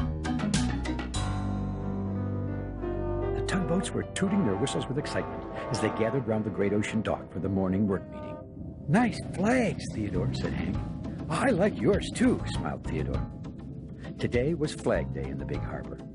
The day when everyone got to fly all their signal flags. It was kind of like dressing up in your favorite costume. Ooh, look at Emily's flags, said Theodore. Suddenly, there was a loud vrooming and booming sound. It was George, rumbling his big engine and tooting his whistle just to make sure everyone was looking at him. Wow, said Hank. George, of course, had the biggest and brightest flags of all. There was even one planted right in his lifeboat. Well, no one was really too surprised. Happy Flag Day, said the dispatcher, turning to begin the work meeting. There's a new container ship arriving soon. George, you will be the tug in charge. Please take Theodore and proceed immediately. And with that, the two tugs set off at once.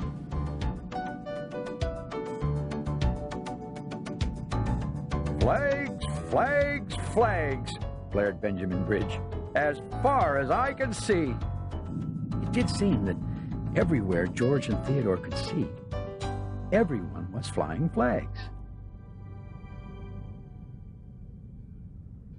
Look at Bluenose, said Theodore, as the stately sailing ship glided past. Even Guysborough has flags. It was true. The world's grumpiest garbage barge was flying rusty, grumpy-looking flags. Or maybe it was just some old laundry. Have you seen my flags? George boomed in his biggest voice, just so everyone in every part of the harbor could hear.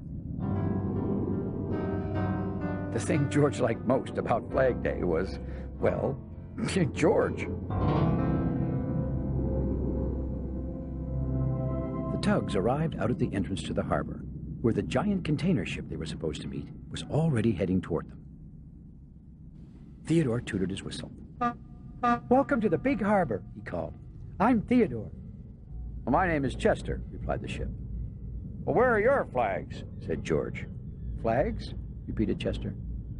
Well, everyone is flying flags today, explained George. It's Flag Day. Have you seen my flags? Chester looked around at all the flags in the tugboats. Oh, we don't have Flag Day in our harbor. No Flag Day? Mumbled George, as if he had never heard of anything so incredible in all his life. Well, he said at last, we better get you into your dock. Come on, Theodore.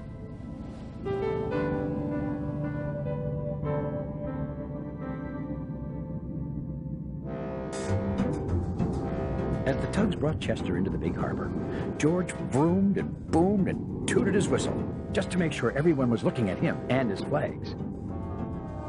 And everyone whistled and honked and hollered hello back, and of course showed off their flags too. This is the friendliest harbor in the whole world, George told Chester. Chester was thinking that it was certainly the flaggiest harbor in the whole world. Hey, what happened to your flags? It was Hank sailing past. He doesn't have Flag Day. George shouted back. No Flag Day? Blared Benjamin Bridge in a surprised voice. Hey, everyone! The big ship doesn't have Flag Day. Chester looked around. Everyone was staring at him.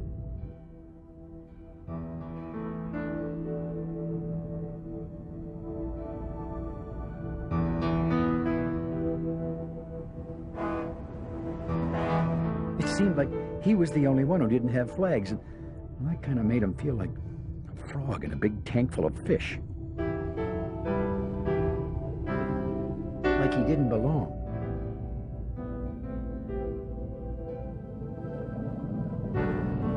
Does everyone here have flags? Chester asked Theodore in a very quiet voice. They had reached Clayton, the giant harbor crane's dock, where Chester would have his containers unloaded. Oh, no, said Theodore. No, not everyone. No flags? Chester looked around for the owner of the voice. A container was talking to him. Even he had a tiny little flag.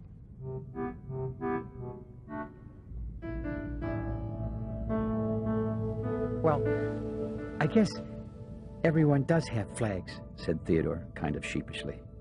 Everyone except me, said Chester so softly you could hardly hear him. Theodore could tell Chester was upset, but before he could think of anything to say, George rumbled over. Come on, Theodore, let's show our flags to Nautilus. It was kind of hard to talk to Chester with George rooming and booming his big engine like that.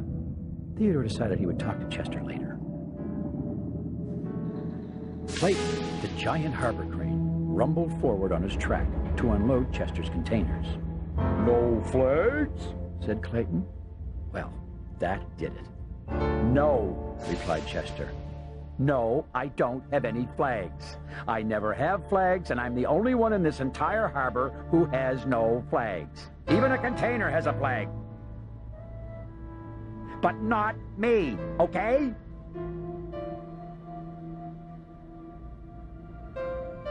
Well, I bet that makes you feel special, said Clayton, who always liked to look on the bright side.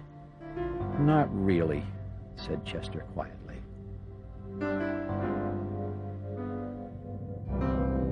After Clayton had unloaded Chester's containers, George and Theodore began to move the big ship to his dock.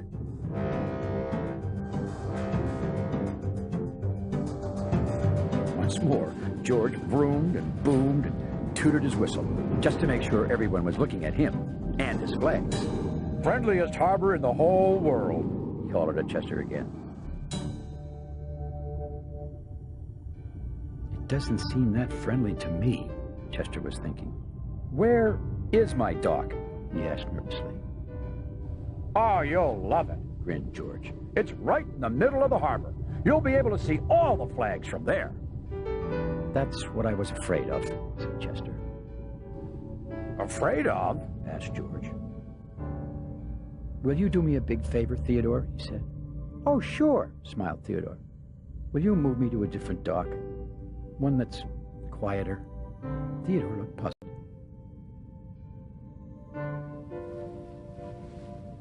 This place just doesn't feel right, explained Chester. The only other one I know is way out at Dock 23, said Theodore. It's far from everything. That sounds good, said Chester.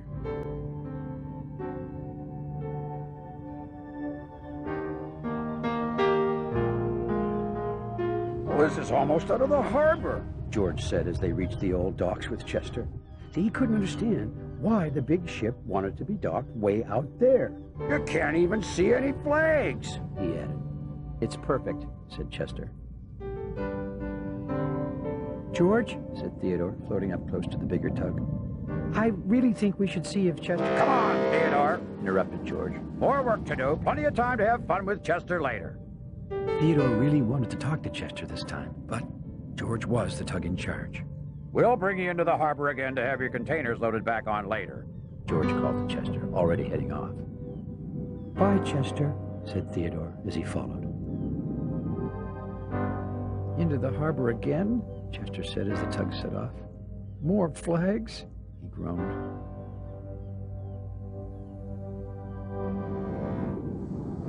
George was busy vrooming and booming and tooting as he cruised through the harbor with his flags. But Theodore had something else on his mind. George, do you think Chester likes it here? Sure, everyone does, said George. This is the friendliest harbor in the whole world.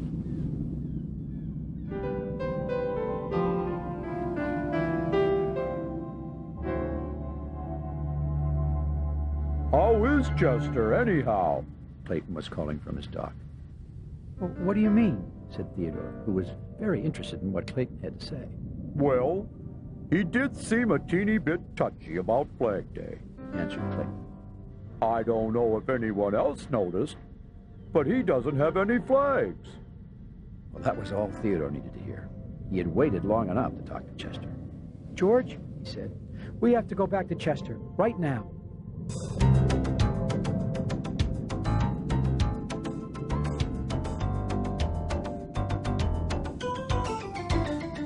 Theodore led George back to the old dock where they'd left Chester.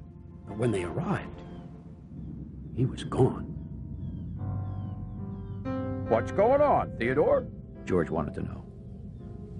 Theodore looked around. There he is, he shouted. Chester was heading back out to the ocean.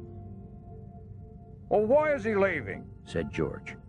Once again, Theodore knew there was no time to explain. Right now, they had to stop Chester. The tugs caught up with Chester, all out of breath. I'd really like it if you stayed, puffed Theodore.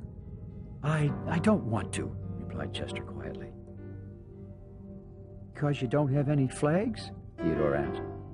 Well, Chester didn't say anything for a moment. Everyone looks like they're having a really good time, he began slowly. And I'm the only one without any flags. Oh, said George when he heard that. It was like a lighthouse went off in his head. I was so excited about Flag Day, I didn't even notice you were upset. Well, I was, said Chester quietly. And then George had an idea. A great big George idea. I'd like to give you some of my flags, Chester, he announced. Well, Theodore thought that was a very good idea. And I'd like to give you some of my flags, too, he told Chester. Everyone should have flags, smiled George.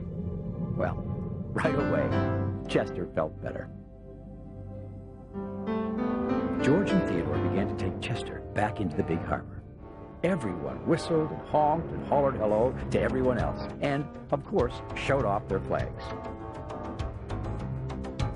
And Chester did too. This really is the friendliest harbor in the whole world, said Chester with a big smile in his voice. Like I always say, smiled George.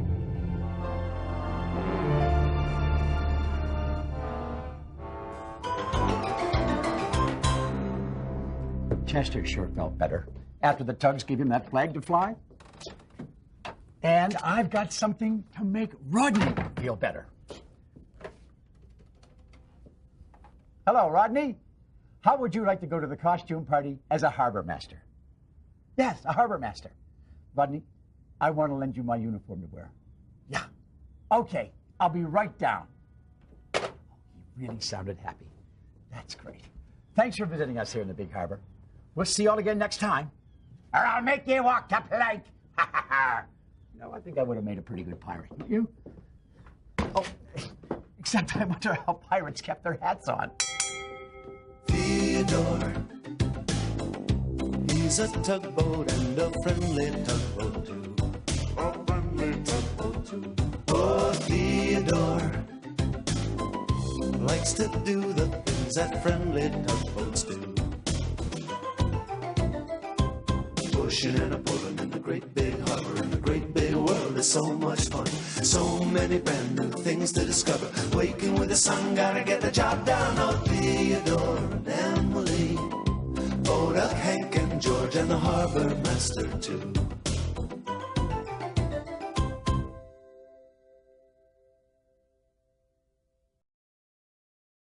Theodore, he's a tugboat and a friendly tugboat too. A friendly tugboat too. Oh, Theodore likes to do the things that friendly tugboats do.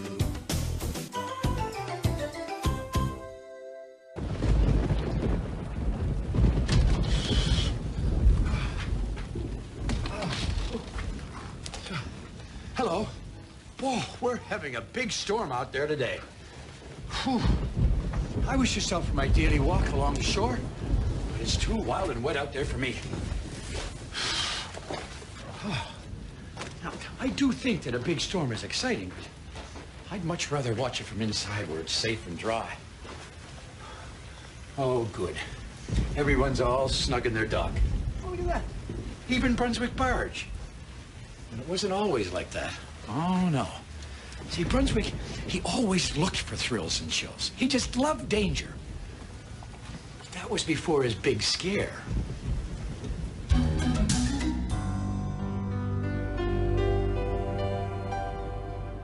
One morning, Theodore was moving Brunswick Barge with a load of supplies for the oil refinery.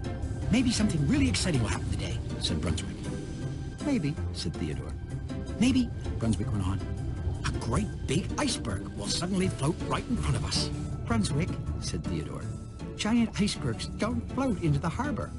Brunswick was always hoping for thrills and chills. But maybe this time, Brunswick went on, a whole harbor full of whales will push the iceberg right in front of us. Or maybe I'll just get you safely to your dock, smiled Theodore, pulling up to the refinery dock. And a giant snorkel clam swallows us in one gulp, Brunswick babbled on. Brunswick, there are no such things as giant snorkel clams, said Theodore. Now let's get you unloaded.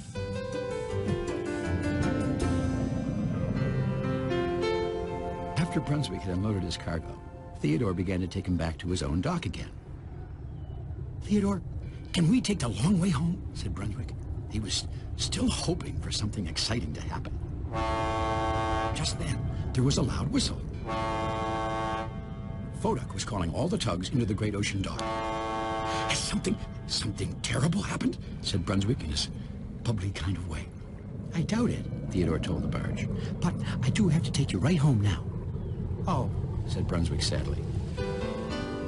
Theodore kind of felt sorry for Brunswick. It wasn't easy being a barge.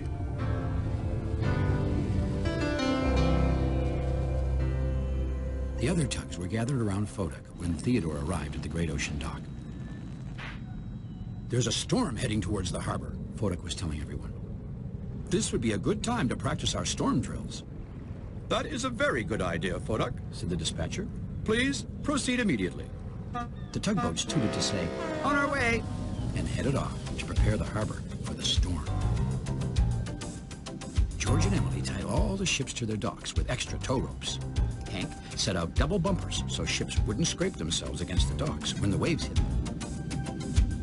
Phillip made sure that storm sheets covered over all the loose equipment on the shore so it wouldn't be blown away by the wind. Theodore's job was to see that the barges were all safe and secure. Can I go out in the storm with you, Theodore? Please? Brunswick begged. I have to make sure you're tied up safely to your dock, said Theodore seriously. But I'm not afraid, Brunswick groaned. I'm sorry, Brunswick, said Theodore. Well, don't tie me too tightly, said Brunswick, disappointed. I want to feel the big waves roll me around. After Theodore had finished making sure the barges were safe, he returned to the great ocean dock. Phillip was listening to his special weather equipment.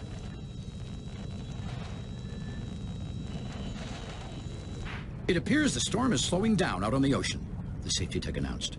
It may not reach us as soon as I thought. Theodore, said the dispatcher. Yes, sir, Theodore replied. It seems we have extra time, so I would like you to take a load of storm supplies out to Cayley's Cove, just to be on the safe side. Please, choose a barge to help you. Well, of course, Theodore chose Brunswick. Boy, this is going to be exciting, Brunswick blared. Theodore was tugging the barge out of the harbor, loaded with storm supplies for Cayley's Cove. Will it get so dark that we can't see? Will the waves be higher than your hat or higher than your smokestack? Brunswick couldn't wait for the storm to begin. Great big waves could splash all kinds of stuff right up on our decks. Giant snorkel clams. Those are dangerous, right, Theodore? I don't think so, Theodore grinned. Brunswick began rocking back and forth excitedly. Will I be swinging and swaying and heaving and hauling so much that... Brunswick, interrupted Theodore, please try and float properly. tugboating straight into disaster. Brunswick bellowed cheerily to Bedford Buoy. Watch out for snorkel clams.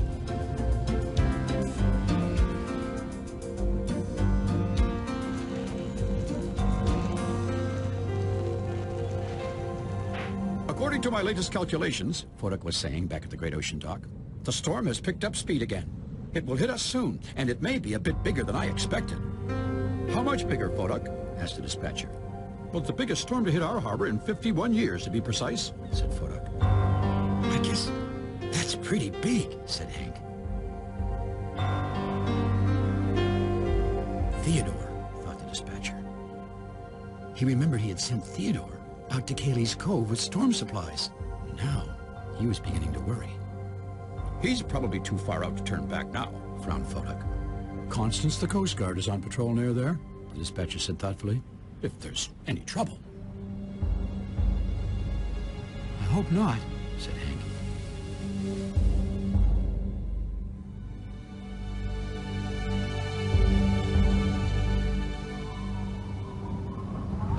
Theodore had reached the wide open ocean. Cayley's Cove was further up the coast, but the storm seemed to be almost on top of them. Trouble? Shouted Brunswick over the howling winds. No! Grunted Theodore. This storm is just bigger than Phillip said it would be. The bigger the better, hollered Brunswick. Whee! He hollered as a big wave hit. Oh, this is exciting. I heard a giant wave can turn a boat right over upside down. Will we turn over upside down, Theodore? No, gasped Theodore, trying to keep Brunswick and himself steady. But if we did turn right over upside down, Brunswick merrily went on, then we would probably sink, wouldn't we, Theodore? I mean, if we were swinging and swaying and heaving and hauling... Brunswick, shouted Theodore, hang on to your cargo.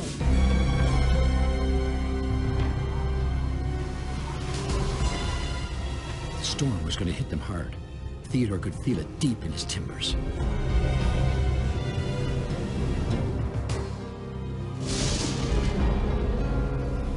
By the time Theodore made the turn towards the coast and the entrance to Cayley's Cove, it seemed as if the sea and the sky were fighting each other to see which would be on top. Not much further, he grunted, gasping for breath and more tired than he could ever remember being. We'll be okay, he shouted, more to make himself feel better than Brunswick. Or we'll sink like a stone, chirped the Barge, and get swallowed by a snorkel clam. Wouldn't that be exciting, Theodore? Well, the storm was so wild and wicked, Theodore was starting to believe anything was possible. He decided to button his extra thick emergency tow rope onto Brunswick. Just in case, he told the Barge. In case I'm swinging and swaying and heaving and hauling so much that Brunswick, shouted Theodore, please, try and stay still. Well, this time, Brunswick wasn't trying to roll back and forth. The storm was doing it all for him. Theodore did his best to move close beside the barge, but one moment he was there, and the next... Theodore's tow rope snapped like spaghetti. The storm swept Brunswick away as if he were a tiny little rowboat. Whoopee! Bellowed Brunswick. Look at me go! Brunswick! Brunswick! Cried Theodore. It was no use. The storm swallowed him up and took him away.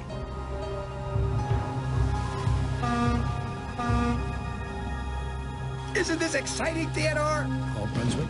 Theodore! Theodore! Brunswick looked around, but all he could see was the coast near Cayley's Cove, and it was getting closer and closer. You can stop me now, Theodore! Hollered Brunswick. This isn't fun anymore!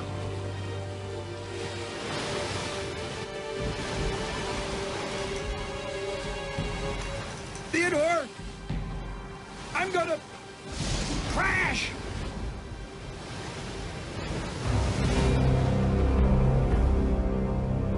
Theodore was still searching for Brunswick. A bright light pierced the gloom. Constance, the Coast Guard ship, was floating towards him, on patrol. Constance! Cried Theodore. We've got to find Brunswick!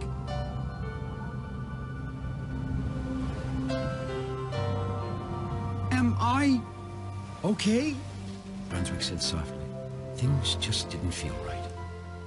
He wasn't swinging or swaying or heaving or even hauling. In fact, he was still, very still. Brunswick looked around. This is worse than I thought. He groaned. I've been swallowed by a snorkel clam. Actually, Brunswick had been washed up on the rocky shore, but he didn't know that. Theodore will never find me in here. He moaned. Maybe Theodore got swallowed too. It seemed all the thrills and chills Brunswick had been hoping for had happened. But instead of being excited, Brunswick felt scared. Very scared. From now on, no more danger, he shouted. I just want to be back on the water where I belong. Then you better hang on. A voice shouted back. It sounded like Theodore. It was Theodore. That was his whistle. Are you all right, Brunswick? Called Theodore. Yes, I'm fine, except I'm caught in a snorkel clam. You're stuck on the shore. It was Constance, the Coast Guard. We're going to have to pull you out. Batten your hatches, Brunswick, added Theodore. Theodore and Constance moved into place to pull Brunswick back into the water. Oh, I hope this doesn't hurt.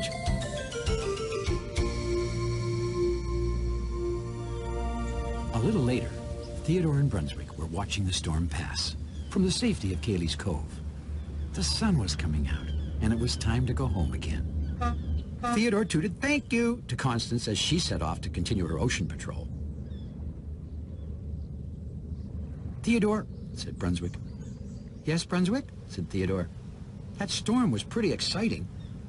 "It sure was," agreed Theodore. "It was a little more exciting than I thought it was going to be," continued Brunswick.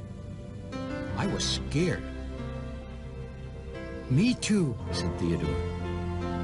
"I hope we have a nice, safe trip back home," Brunswick went on. Well, Theodore couldn't agree more. "Theodore," said Brunswick. "Yes, Brunswick? Can we take the long way home?"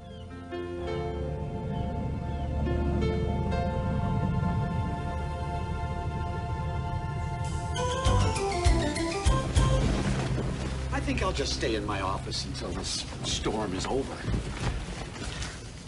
It may not be very exciting in here, but at least it's nice and safe.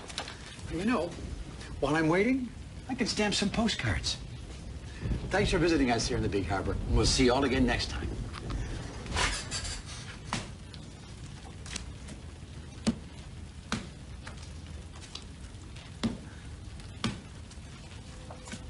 Ow! I guess it's not that safe in here. I've got to tell Brunswick about this.